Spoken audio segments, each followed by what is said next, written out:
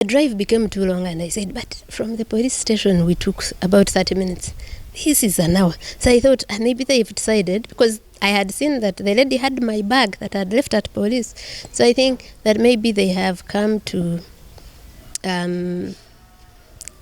take us direct to the airport. The journey became long and long and long and long, and I kept thinking, where are they taking us? By the time I got a chance to lift my blindfold without them noticing to see time on the car, it was 8 p.m. The journey that we had started at 10. So I hadn't realized Boniface wasn't there. I thought maybe Boniface is too badly off. He's not, he's a chatty guy, he's friendly, and he's someone who doesn't get angry for long. So he would already be talking to them. So I called him to ask him if behind my sweater is there. And they say, he's not here. And I said, where is he? He said, we have taken him somewhere else. Oh my God, now that's worse. First, you are now alone. Even if he was not helpful, he was as helpless as you. Yeah, but second, you don't know what they've done with him. So you have your anguish, So they stop somewhere, and for a while, they buy food. But now they start to care about my injuries. They even give me painkillers. They say, how are your feet? They were not stepping. They were swollen. So I hadn't, because I couldn't see. So I hadn't seen how swollen they were until I tried to wear these shoes. My foot couldn't enter at all. And I had no other shoes to wear. I think the shoes I had in my bag were high heels, which was worse. They couldn't also fit anyway. So I walk on foot and enter the car, and I was in the car the whole time, blindfolded. So now after we stop there, they ask me what food I want to eat. They had given us tea the other side at the spot where they tortured us from. So they ask me what food I want to eat. I say whatever is there. They say chips or whatever. They bring food. They were also eating, I think, for the first time. So after an hour of, a break, they drive again. And for another 6 hours, because I think we got to where now they took me alone towards 2 a.m. So now me all along, because I'm blindfolded, I'm thinking they decided to use the road to take me home. But you know how big Tanzania is. We hadn't even reached anywhere in those about 15 hours. Yeah, so they put me in a room. By the time we get there, I had realized they are worried about my injuries. So I had realized that they won't inflict any more pain. I wasn't now worried about pain. I had thought they want the injuries to heal before they let me go. That's what it looked like, because they were giving me painkillers all the time. So they give me a small mattress to sleep, and I sleep. It was so cold. I think one of the captors from the car brought me a jumper to wear it and sleep. There was nothing to cover you. So I sleep thinking that maybe we have slept closer to the border and tomorrow they will take me to the border. By that time, I don't know if my passport is back from the police. The police had held on to our passports. So in the morning, the lady wakes me up to take a shower at 6 a.m. and I am thinking I'm taking a shower to go home. They keep me again in that car room for the whole day. And now I refuse to eat. I tell them I'm not interested in eating. I want to go home. If there's a case you are accusing me of, if there's any punishment you want to do it, but let us get it over with, and I go home. So I refuse to eat because I had realized that they care about how you go out looking. I refuse completely. Now one of them turns himself into a nice guy and lies that he's from there.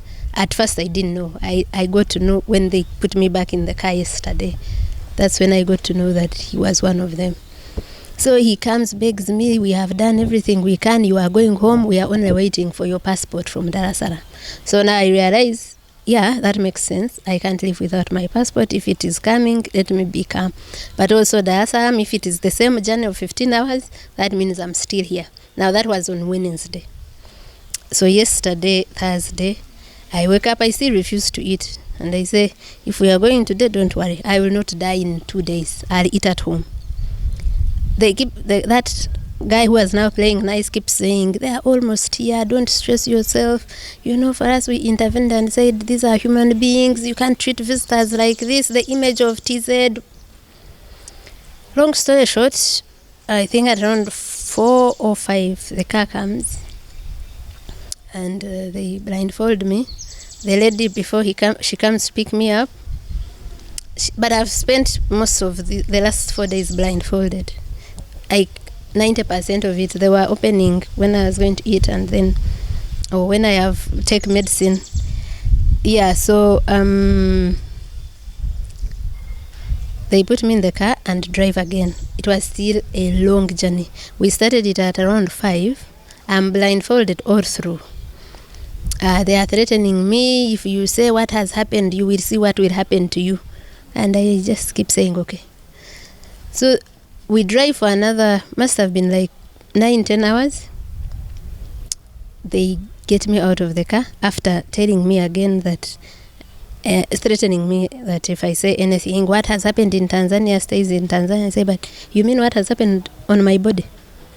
Because I wouldn't mind what is happening in Tanzania if my rights haven't been violated, if I haven't been tortured for no reason. I said, I've told you, you will see what will happen to you.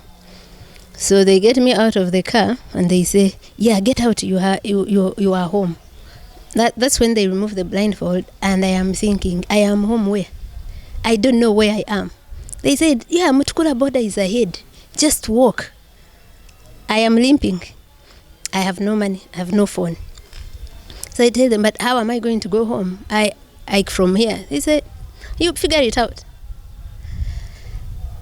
They turn around the car. So I start walking, and they had left me more than 2 kilometers from the border itself. Do you know what time it was? I asked the border that rescued me what time it was, and he found me after walking a short distance. I was limping. The border guy said it was 2:42 a.m. So they throw me there.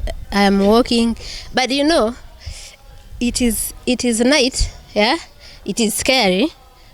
But you are thinking, I am better off here in a scary night, bushy, middle of nowhere than in the car with killers. The anguish of spending all that time that I spent in the car with them. I am not even seeing anything. So as I'm walking, I see a border passing, I call it. This is now taking your chances. Whether that border is another criminal, you don't know. The guy comes back, but he was a nice guy. He is a Tanzanian. Now he almost made me forget that this whole time in that chain of events I've told you, I didn't meet a sensible or good person. No. So this guy, speaking English with difficulty, says, where are you coming from? Where did you come from? I said, someone dropped me here. Some people had kidnapped me. They dropped me here. Please take me to the border. He said, yes, I will help you. I sit on the border. He takes me. I had never been to Mutukula border. He shows me the side of TZ for immigration. I go there.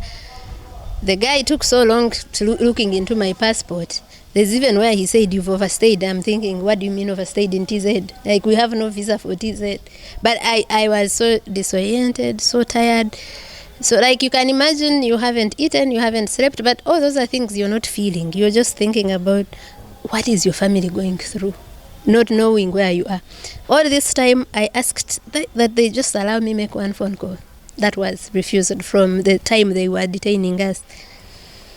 So I get there, I just want to go, and the guy is asking things I don't know. I just keep quiet. It's later when he gives me back my passport that I saw it is stamped on the day we are detained at CPS that departure in 2 days by your own means. So they detain us they deport us in our absence when they have our passports. So he takes pictures of whatever he was taking. I didn't even want to know. I just want to get out. I get my passport. This guy is waiting for me, the young man, the border guy, shows me to the Ugandan side. Ugandan side had no one at customs. I go back to the a security officer that had told me about, showed me where it is, and I tell him there's no one there, but I ask him to give me a phone, and I make a phone call. I had only one number in my head, and that was my sister's here. So I kept thinking, if it is not on or she doesn't pick, I'm finished. I have no money, I have nothing. So that security officer tells me to go to there's a police just after immigration on the Ugandan side. I go to that police post. There were 2 policemen sleeping, but one wakes up as soon as I enter, and I ask him to help me make a phone call. And he does. I call my sister.